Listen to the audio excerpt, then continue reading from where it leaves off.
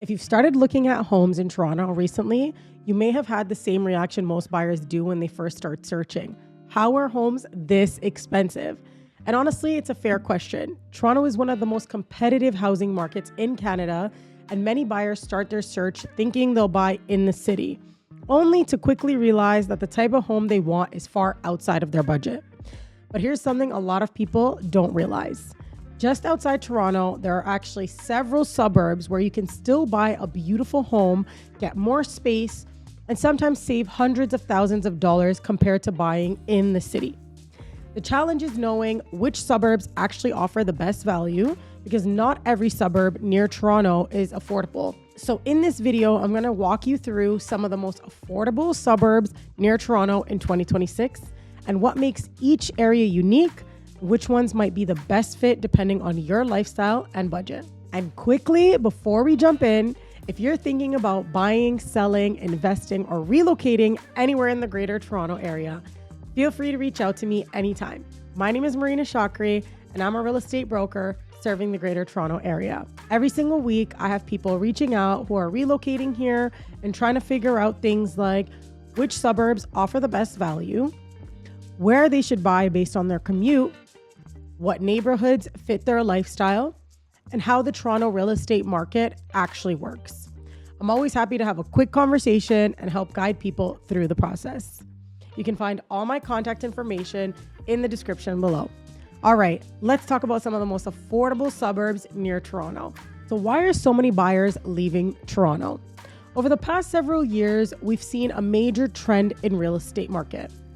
More and more buyers are choosing to live outside of Toronto, and there are a few reasons for this. First, housing prices in the city have increased significantly. Second, many people now work remotely or have hybrid schedules, which means they don't necessarily need to live right downtown anymore. And third, many buyers simply want more space, things like larger homes, backyards, quieter neighborhoods, and family-friendly communities. This is why many buyers are exploring suburbs that are 30 to 60 minutes outside the city. What affordable actually means near Toronto? Now, before we jump into specific suburbs, it's important to set expectations. When we say affordable, near Toronto, we're talking about relative affordability. Toronto home prices can look something like this. Detached homes often start at 1.3 million and can go well over 2 million. Townhomes in many areas range around 900,000 or more, and condos often range from 600 to 900,000 depending on the location. In some surrounding suburbs, buyers may still find detached homes under 1 million, townhomes between 700 to 900,000, and condos between 450K to 650K. So while these areas are still a part of the GTA, they can offer significantly better value for buyers. Pickering. The first suburb worth mentioning is Pickering. Located just east of Toronto, Pickering is about 30 minutes away from downtown Toronto and has GO train line that makes commuting relatively convenient. Some of the things buyers love about Pickering include waterfront trails, growing development, family-friendly neighborhoods, and relatively easy access to Toronto. Compared to the city, buyers often find larger homes for their budget. This area has become increasingly popular with buyers who want a balance between affordability and accessibility to Toronto. Second, we have Ajax. Right next to Pickering is Ajax, another suburb that many buyers consider when looking for value. Ajax is known for family-friendly communities, great waterfront parks, larger homes for the price, and quieter neighborhoods. Many buyers find that they can get significantly more space compared to buying directly in Toronto. Ajax also has GO train access, which helps commuters travel into the city. Another suburb that continues to grow in popularity is Whitby. Whitby is located a bit further east, but offers many things buyers are looking for. It's known for strong schools, family-oriented communities, newer subdivisions, and a charming downtown area called Brooklyn. Many buyers choose Whitby because it offers a quieter suburban lifestyle while still being able to be connected to the Greater Toronto area. And if affordability is one of your top priorities, Oshawa is definitely a city worth considering. Oshawa is about an hour east of Toronto and has become a popular destination for first-time home buyers, investors, and buyers looking to get into entry-level homes. It's also home to Ontario Tech University and continues to see redevelopment and growth. Because of this, Oshawa is one of the most affordable housing markets within the GTA. Now let's go over to the west. Moving to the west side of Toronto, Milton is another suburb many buyers consider.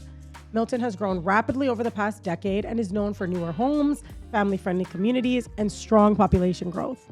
While Milton isn't necessarily the cheapest suburb anymore, it often offers better value compared to many neighborhoods closer to Toronto. Vaughan, another area worth mentioning, is Vaughan. Located just north of Toronto, Vaughan has experienced major growth in recent cities and now has a subway access directly connecting you to downtown Toronto.